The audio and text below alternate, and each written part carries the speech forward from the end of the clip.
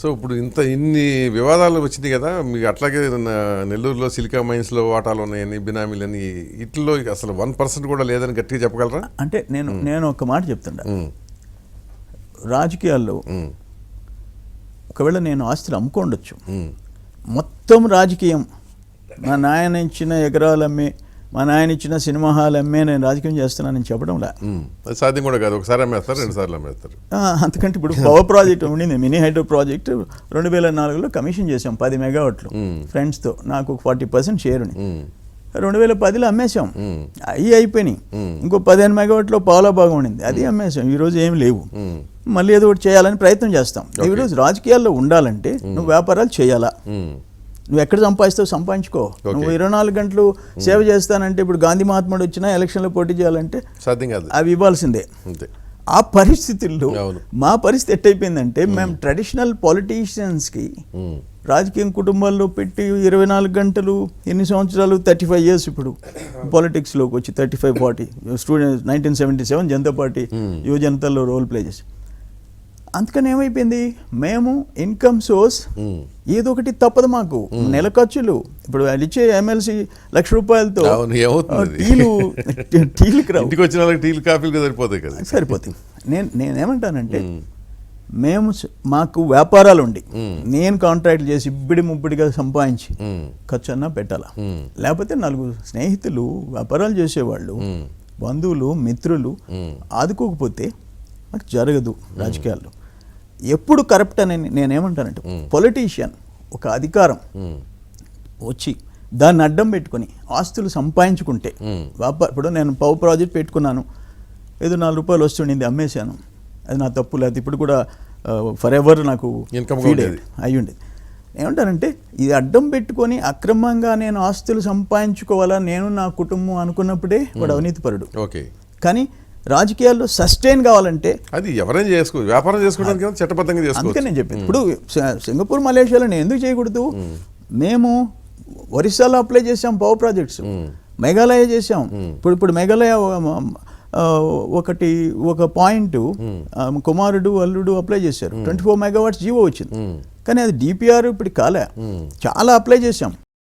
అవన్నీ వైబుల్ కాకపోతే వదిలేస్తాం, జస్ట్ పాయింట్ అప్లై చేసి. అవన్నీ ఇప్పుడు ఆయన గోవర్ధన్ రెడ్డి గారు చూపించి, నువ్వు ఇన్ని కంపెనీలు ఆడ ఏదైనా ట్రాన్సాక్ట్, నేను ఒకటే చెప్పా, అయ్యా నేను ఇన్కమ్ ట్యాక్స్ రిటర్న్స్ ఫైల్ చేశా, ఎలక్షన్ అఫిడవిట్ ఫైల్ చేశా, దాంట్లో ఆస్తులు చూపించా, దీంట్లో చూపించి, ఇప్పుడు లేటెస్ట్ ఇన్కమ్ ట్యాక్స్ రిటర్న్స్ చూపిస్తా, తేడాలు ఉంటే నాకు అక్రమ ఆస్తులు ఉన్నట్టు. అంతేగాని నువ్వు ప్రతిదీ ఆ ప్రాజెక్టులు ఈ ప్రాజెక్టులు అంటే, ప్రాజెక్టే లేదు, అప్లికేషన్ ఉంది, అప్లికేషన్ని కూడా ఆయన ఒక పవర్ ప్రాజెక్ట్గా చూపిస్తే ఎట్లా అని చెప్పాను. అందుకని నేనేమంటానంటే, ఏదైనా నేను లేకుండా అక్రమాస్తులు పెట్టుకొని వ్యాపారాలు చేసే అలవాటు నాకు లేదు. 100%. ఇప్పుడు సిలికా ఉందనుకోండి, ఫర్ ఎగ్జాంపుల్, సిలికా మీ పేరుతో లైసెన్స్ రాదు. ఇప్పుడు ఏదైనా కొంటాము, ఒక సిలికా మైన్ కొంటే మీ పేరుతో రాదు, ఎవరి పేరుతో ఉందో అంతే వాళ్ళ పేరుతో చేసుకోవాల్సింది. నేనేమంటానంటే, వ్యాపారాలు నేను చేయటం లేదని నేను చెప్పడం లే, అక్రమ వ్యాపారాలు చేయము, అక్రమ పద్ధతిలో కబ్జా పెట్టరు, చట్టము, ప్రభుత్వానికి నష్టం చేయము, పక్కన ఉండే వాళ్ళకి అన్యాయం చేయము. ఒక్కరు వచ్చి చంద్రమోహన్ రెడ్డి వల్ల ఆ కుటుంబం వల్ల మేము ఇంత నష్టపోయాము అని చెప్పే అవకాశం నా జీవితంలో ఇవ్వను, నా పిల్లలు కూడా ఇచ్చేదానికి లేదు. సో ఇప్పుడు మీ అబ్బాయి ఏం చేస్తున్నాడు? అతను రాజకీయాల్లోకి వస్తాడా? రాజకీయాల్లో కాదు, వాడు యూకేలో ఎంఎస్ చేసి హార్ట్ ఆఫ్ ద లండన్లో కంపెనీలో ఉద్యోగంలో జాయిన్ అయినట్టు. ఆ సంవత్సరం 2008లో అక్కడ 15 megawatts పవర్ ప్రాజెక్ట్ వచ్చి సాగర్ నీరుకట్ట, సాగర్ రివర్లో ఫ్లడ్లో కొలాప్స్ అయింది. అప్పటికి మేము ఫైనాన్షియల్గా దెబ్బతినిపోయే పరిస్థితి వచ్చాం. వాడిని రిజైన్ చేయించి పిలిపించాం. వాడు ఒక 10 months అక్కడే స్పాట్లో ఉండి దాన్ని మళ్ళీ రీకన్స్ట్రక్షన్కి అక్కడే ఉండాల్సి వచ్చింది. అక్కడి నుంచి మళ్ళీ తిరిగి ఉద్యోగాలకు పోలేకపోయినాడు. ఈ పవర్ ప్రాజెక్ట్స్, హైడ్రో అప్లికేషన్ చూసుకుంటున్నాడు.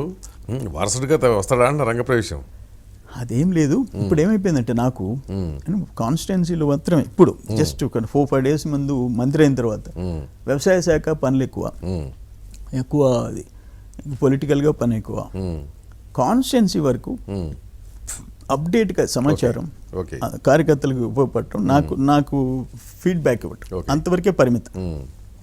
ఆ బాధ్యత కూడా ఇచ్చా, అపార్ట్ ఫ్రమ్ అదర్ యాక్టర్. అదే ఇప్పుడంటే మేమంతా అగ్రెసివ్ చంద్రమోహన్ రెడ్డిని చూస్తున్నాము. చిన్నప్పుడు చాలా అల్లరి బాగా ఉండేదంటగా, తొంటరి పనులు బాగా చేసేవాళ్ళంటగా.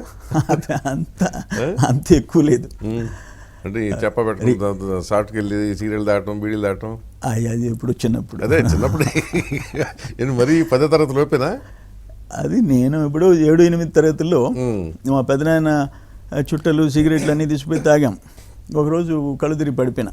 ఎన్ని తాగారేంటి? కళ్ళు తిరిగి పడిపోయారు. ఓకే, అప్పటి నుంచి తాగటం భయం సిగరెట్. ఓకే, అది మంచి చేసింది. అప్పుడు మంచి చేసింది. మాకు కంబైన్డ్ ఫ్యామిలీ, కొంచెం డిసిప్లైన్ ఫ్యామిలీ. ఫాదర్ వాళ్ళు భయం ఉండేది. ఓకే. అయితే ఆ సినిమా హాల్ కట్టడం వల్ల మేము నష్టపడ్డాం. అంటే ఈ ఫీల్డ్లో కూడా వచ్చిండేవాడిని కాదేమో. సినిమా హాల్ లేకుంటే చదువులో పడిపోయి ఉండేవాడు.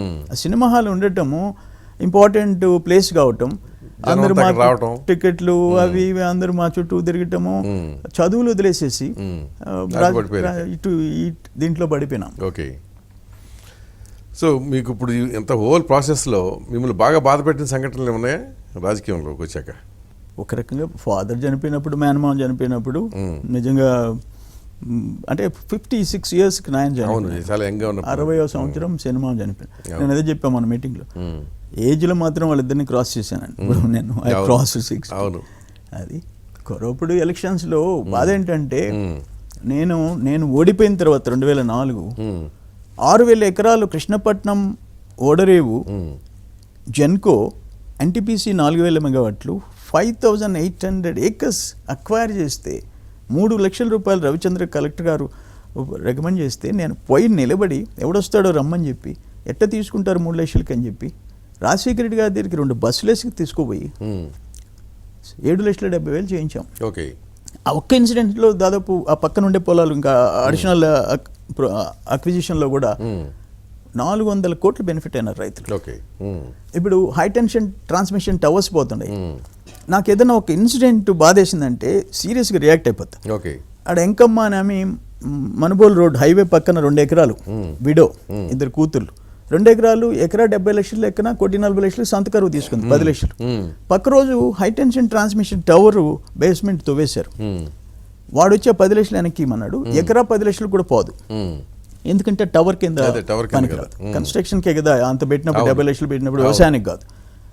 నేను సీరియస్గా రియాక్ట్ అయినా. బ్రహ్మదేవంలో వాళ్ళందరూ నా దగ్గరికి వచ్చినప్పుడు మా ఎమ్మెల్యేలు 4 ఉన్నారు.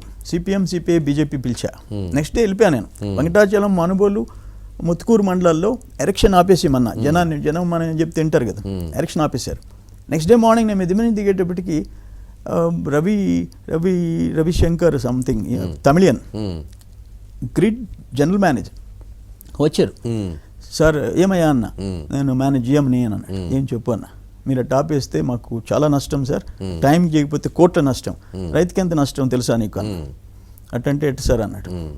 అన్నీ కుదరదు, రైతుకు న్యాయం జరిగితే నీ పని జరుగుద్ది. నువ్వేం చేస్తున్నావు, ఒక లైన్ వేస్తున్నావు ధర్మల్ పవర్ నుంచి, దాని కాస్ట్ కడుతున్నావు, రిటర్న్స్ ఆన్ ఇన్వెస్ట్మెంట్ 16% నువ్వు తీసుకుంటున్నావు ఎవ్రీ ఇయర్, లైఫ్ టైం 16%. 100 కోట్లు నువ్వు పెడితే 16 కోట్లు తీసుకుంటావు. 10 రూపాయలు కూడా నువ్వు ఇవ్వవా, 20,000 30,000 ఇస్తావా రైతుకి? అప్పుడు శ్రీధర్ కలెక్టర్ ఉన్నారు, ఇంక కూర్చున్నారు వాళ్ళు. నన్ను కూడా పిలిచారు, 3.5 లక్షలు చేశారు. తక్కువ తప్పదు, ఇంకా మనం కూడా అడ్జస్ట్ కావాలి. దానివల్ల 6 లేన్లు కేరళ, కర్ణాటక, నున్న కృష్ణా జిల్లాలో నున్న, కర్నూలు 50 కోట్ల అదనంగా రైతులకు వచ్చింది. ఓకే. ఇటువంటివి అనేకము చేసినప్పుడు హ్యాపీగా అనిపిస్తుంది. ఇంత డెడికేటెడ్గా చేసేటప్పుడు మనం ఓడిపోతున్నాము. సరే 2004 ఓడిపోయినాము, 2009, 2004, 2009 మధ్య చాలా ఉద్యమాలు చేసాం, సక్సీడ్ అయినాం, మళ్ళీ ఓడిపోయినాం. మళ్ళీ నిన్న ఒకవేళ నేను లేట్గా పోయినా, డబ్బు కాడ నేను పెట్టలేకపోయినా, మళ్ళీ ఓడిపోయినామని నేను some sort of first 6 months మాత్రం బాగా అప్సెట్ అయినా, ఒక ఆవేదనతో ఉండేవాడు. మొట్టమొదటిసారి మొన్న డిప్రెషన్లోకి వెళ్ళిపోయారా? ఆల్మోస్ట్ అనుకోండి, నేను హైదరాబాద్లోనే ఉండిపోయినా. సరే మళ్ళీ అయితే మనకు ఉండేది ఏంటంటే, ఎక్కడన్నా ఒక ఇన్సిడెంట్ జరుగుతుంది, ఒక నష్టం. ఇప్పుడు మేము అధికారంకి వచ్చాం. ఒక ఎగ్జాంపుల్ ఏంటంటే, ఎలక్షన్ ముందు కండలేరు నుంచి కిరణ్ కుమార్ రెడ్డి చిత్తూరుకి నీళ్లు తీసుకుపోయేదానికి 7,000తో ఫస్ట్ ఫేజ్ టెండర్స్ పిలిచేశాడు. వాళ్ళకి వర్క్ ఆర్డర్లు ఇచ్చేసారు. మా గవర్నమెంట్ వచ్చింది.